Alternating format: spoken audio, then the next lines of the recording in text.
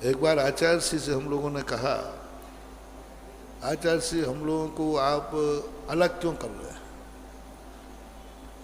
अलग विहार क्यों करा रहे हैं, क्या बात है? तो आचार्य श्री ने क्या कहा, मैंने तो कभी अलग नहीं किया। मैंने कि अलग विहार करने का आदेश दे रहे हो? बोले मैं तो नहीं दे रहा हूं। अरे अब भी कहा कि जाओ तुम विहार करो और ये लोग तुम्हारे साथ रहेंगे। 1 मिनट में आचार्य श्री पलट गए, बोले मैंने तो नहीं कहा, मैंने तो अलग विहार करने को नहीं कहा। तो हमने कहा ठीक है फिर नहीं जाते। बोले जाना तो पक्का है। गजब। उस समय मुझे लगा कि मेरे की आचार्य जी कुछ घुमा रहे हैं। अब बताओ मैं जाऊं तो कैसे जाऊं? आचार्य जी कहे मैंने तो नहीं कहा अलग विहार करने का, और चला जाऊं तो आफत। तो फिर नहीं आदेश हो चुका है, जाना जरूरी है, जाओगे। अब बताओ ऐसे गुरु के चक्कर में पड़ के बताओ दिमाग खराब होगा कि नहीं? जाना जरूरी है, आदेश है, लेकिन मैंने अलग विहार करने को नहीं कहा, मैंने अलग विहार करने को नहीं कहा। मैंने ये थोड़ी कहा कि तुम संघ से अलग विहार करो, मैंने तो ये कहा है कि विहार करना है। क्या उदाहरण दिया आचार्य जी, आपकी बात समझ में नहीं आई। हम जाएं तो बड़ी आफत है, आपने कह दिया मैंने अलग विहार कराया नहीं, संघ से अलग विहार कराया नहीं, और अभी कह रहे विहार करो। आचार्य श्री ने यही उदाहरण दिया, जब किसी सेठ का बहुत व्यापार बढ़ जाता है तो अपने अलग अलग ऑफिस खोलता है, अलग अलग व्यापार करने भेजता है। तो ये अलग करना कहलाया कि विस्तार कहलाया? बोलो, एक पिता ने अपने अलग अलग व्यापार को विस्तृत किया और अलग अलग ऑफिस खोला, एक का बॉम्बे, एक का कलकत्ता, एक का। तो आचार्य ने बोलो ये अलग करना कहलाया या व्यापार का विस्तार कहलाया? बस यही मेरा है। मेरा धर्म की दुकान इतनी बढ़ रही है, इतनी बढ़ गई है कि मैं तो तुम लोगों को अलग नहीं कर रहा हूं, बंजी करने भेज रहा हूं, बंजी करने। जाओ, धर्म को मैंने विस्तार इतना हो गया, अब कहां कहां मैं जाऊंगा?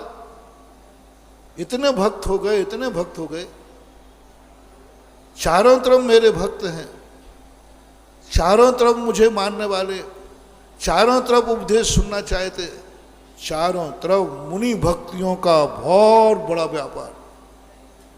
यदि एकादि नगर मुनि भक्त होता तो मैं निपटा लेता।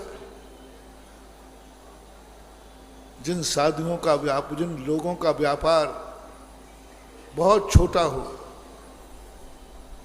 उनके लिए किसी की जरूरत।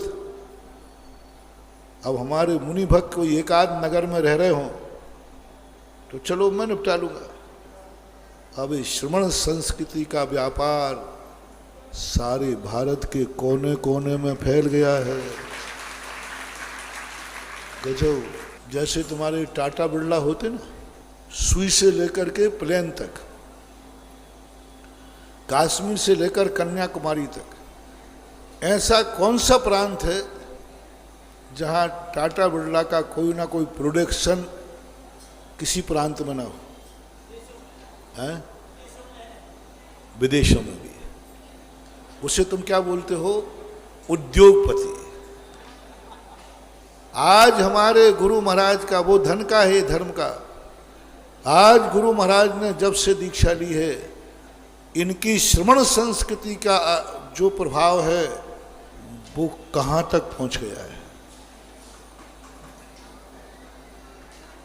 आज भगवान महावीर स्वामी के बात का मुझे पता नहीं, लेकिन 21वीं सदी में 100-150 साल में तो, बल्कि 700-800 साल में तो सबसे ज्यादा दुनिया में किसके भक्त हैं? किसको चाहने वाले हैं, किसको उत्कृष्ट गुरु मानते हैं, किसको सच्चा गुरु मानते हैं, किसका नाम लेने पर गर्व करते हैं, किसका नाम ध्यान में आ जाए तो आनंद आ जाए, किसका आशीर्वाद मिल जाए तो मजा आ जाए, किसका आहार हो जाए तो मजा आ जाए, किसके यहाँ चतुर्मास हो जाए तो मजा आ जाए। सब तरफ से हमारे गुरुदेव जहाँ चले जाएं, कहाँ, कौन सा प्रांत है भारत में जहाँ जैनी रहते हो और वो आचार्य श्री को नहीं चाहता है? अभी महाराष्ट्र गए, वे गए थे इसलिए कि बुंदेलखंडी की भीड़ तो अब हमें छोड़ेगी नहीं। महाराष्ट्र चलते वहां भीड़ कम होगी, वहां इससे ज्यादा हो रही है। अब भागो, कहां भागोगे, भागो कहां? भारत का कोई कोना नहीं है जो हमारे गुरुदेव को नहीं चाहे। कौन मुनि भक्त है चौके में जो मुनिराज के आचार्य श्री के आहार होवे तो आनंद नहीं मनावे? कौन है जो आचार्य श्री की आंख जिस पे उठ जाए, देख लेवे तो, और हाथ उठ जाए तो, और दो शब्द बोल देवे तो? अब मैं क्या करूं? इतना मेरा व्यापार बढ़ गया है, जहां देखो वहीं मेरे चहेते हैं, जहां देखो वहीं मेरे लिए मांग है, मेरे माल की मांग है। अब मैं कहां कहां तक माल दूंगा?